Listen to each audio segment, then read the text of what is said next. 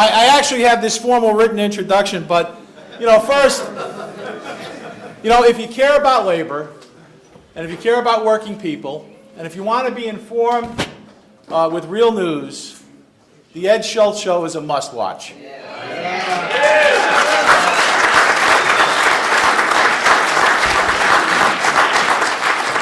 When I had the opportunity to be on Ed's show in Columbus, rather than talk about Columbus at first, I thanked him, and Ed, I meant it.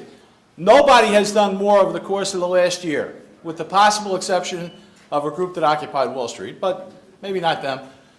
Nobody has done more to get the word out and to explain how working people are really feeling in this country. Amen to that. Amen. And Ed is here today to share his perspective, not only about America and where it's going, but about what we can do as members of unions, as working people to try and change it. And you may not know this, but Ed is a former football player. Wait a minute. I get it.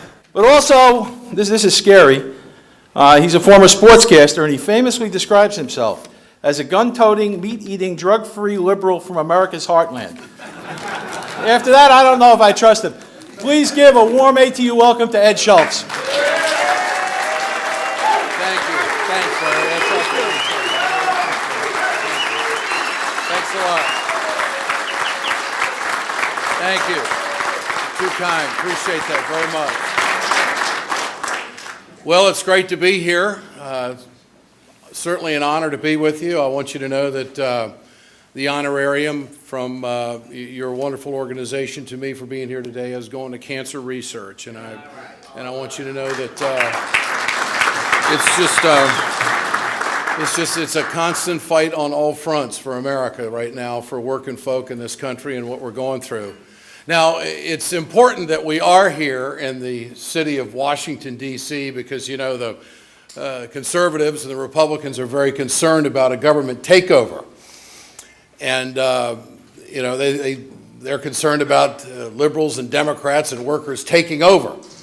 Yet they, of course, are concerned about a government takeover, but they are more concerned about standing at the foot of your bed and making sure your contraception and your family is all squared away. I mean, if that isn't the height of hypocrisy, I don't know what is. And how the hell it got put on the transportation bill, the Blunt Amendment, just underscores exactly how screwed up this town really is when it comes to working families. But they'll stop at nothing. And that's what we need to know. And that's what we need to keep reminding ourselves. All of you who are in leadership positions have got a heavy lift for America in your industry. And being a leader today is being willing to take special responsibility, being willing to follow the plan and be disciplined, be willing to never give up, because nothing's lost until you do give up, and realize that there are friends out there that are gaining more and more all the time, understanding what the fight is for the working folk of America. But it starts with leadership. It starts with the folks like you who are in that position to influence and encourage. Management, and I've managed radio stations and I've managed groups, and I manage the Ed team, obviously, 25 employees that try to put on the best progressive show on TV every night. And it's, it's just, and basically we're in the business, as I understand you played a clip from Patton, we're basically in the business to try to get people to do things they might not want to do, but then make them feel good about doing it. Now, you have to understand that we're on the smart side of the aisle, okay? The other side of the aisle actually thinks that they can get to $2.50 worth of gas a gallon. I mean, that's where their voters are. And Newt Gingrich is out there saying, hey, you put me in there, I'll get it to $2.50 a gallon. That's how outrageous it is. It's so outrageous that they want to get into women's health care on a transportation bill. They will say anything and do anything. Mitt Romney will say anything and do anything. Just remember, we hired the smart guy, okay? We hired the guy who cares about people. And this is a generational lift. This isn't just about one election. This isn't just about one day at the office. This is educating people to understand the attack that has been on labor in this country and on working families. This is a culmination of 30 years. And not to divert away from what I want to talk about, but I do want to get to our industry, the talk radio industry, which has been a big story in the last few weeks because of Limbaugh's 9-hour assault on a college student who wanted to come up to Capitol Hill and speak her piece. This is all part of a pattern. And it's all also a real example of how heavy-handed the Republicans are and how stupid they are. If Darrell Issa had allowed Sandra Fluke to go up and testify, she would have just been another American who had gone to Capitol Hill to give in her opinion and also to give examples of her friends of what they had gone through. But that heavy-handedness and that divide in Washington and that obstructionist attitude brought us to where we are, which set the table for Limbaugh to do what he did, unapologetic, for 9 hours. You know, in our business, when I do a talk show, I fill 3 hours, from noon to 3. And then I go home, I do the TV show, and then I go home and I prepare for the next day.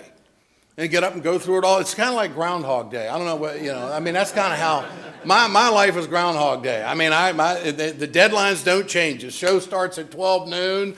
The TV show starts at 8 o'clock at night Eastern time. I mean, this is the way it is. And so he went through this routine for 3 days and came up with the same story to attack a voice on Capitol Hill. They will stop at nothing. Tonight on the Ed Show, we're going to fight back because last week Hannity had a story about this professor at Harvard. When Barack Obama was the head of the Harvard Law Review, he held a town hall meeting, and this was his big exclusive tape that he was going to show last week, that Derek Bell, who was a professor, a black man at Harvard, was one of 3 minorities that was on the staff at Harvard. And Leader Obama was up in front of all those students saying, we need to get behind this gentleman. We need to get more diversity on our faculty staff here at Harvard. That's what that was all about. So Hannity plays the videotape and vilifies this man who's now passed away. They're working over a dead man. So we're going to have his wife on TV tonight explaining exactly what Derek Bell was all about. Now this is... Now, I use this example in relating to what you have to go through. Just remember, for every action, there is a reaction. For every action, there is an answer that fits American families. But if we stand silent and let this story go by, or if you stand silent, let this issue go by, we don't win. We don't win. If we're afraid to take up the role of leadership, if we're afraid to take up the role of consequences, then we're in the wrong business. You know what you're in the business of? You're in the business of people. You're in the people business. You may call it the transportation business, and you may have certain skills that you have to deal with your workers, but you're really in the people business. If you don't care about people, you shouldn't be sitting in this room. If you don't care about people, we're not going to get better as a country. And that's really what we're getting away from when we see this radical right-wing agenda that cares only about one thing. That's the bottom line. People make the difference. You are in a position where you have to make a difference. You can't give up. Now, in this conservative movement over the last 30 years, they didn't have the microphone. And the telecommunications bill that came down in 1996 changed the landscape of what people in this country listened to. And it was the culture, the springing, the uprising, and the rooting of the low information voter. People are so concerned about what they have to do to get through life, they don't have time to consume news. And they think that what they hear on right-wing Radio America is the way it is. Well, because Rush said it. That's the way it is. I mean, we have gone through now a generation of 450 right-wing talkers in America that work over the same bullet points from the Heritage Foundation, and I'm not going to apologize. I can't answer every question in 30 seconds. And I don't have a 2-word culture. Tax cuts, Massachusetts liberal, private accounts. They're famous over on the right for getting it down so everybody can understand it, and it's so easy to grab onto the two-word culture. We're workers. We're deeper than that. The issues are far more complex, and it takes a heavier lift for Americans to understand exactly what we're facing. They're not going to be happy until they get all of your pension. They're not going to be happy until they really depress the wages. They don't have an idea of what a bus driver should make. Their idea is, let's just get it down as low as we possibly can. That's their mentality. They don't care about health care. They don't care about retirements. All they care about is the wealth being concentrated at the top. And the messaging is taking them down that highway. And this is dangerous. This is dangerous for America. And if working families don't stand up, and if we don't have the proper leadership, who knows where this country's going to go? There has been an attack on labor that has been unprecedented in this country. If you watch our program, then you know that over the last year, we've spent a lot of time in Wisconsin. It's not just because I love the Badgers. It's not just because I like to fish in Wisconsin. It's because this is the crown jewel example of who they are and what they want to do. They actually had 6 radical governors around the country who have put forth agendas to squelch voices in the workplace, to go after collective bargaining, to take away the voice of workers in the workplace, and then to blame all the budget deficits on the public sector workers, and you know what that's all about. And oh, by the way, what do you say we give more tax cuts to the corporations? What do you say we give more tax cuts to the wealthiest Americans? I'll tell you what kind of country you're going to get from this. You're going to get one that's really, really divided, and really one that is screwed up.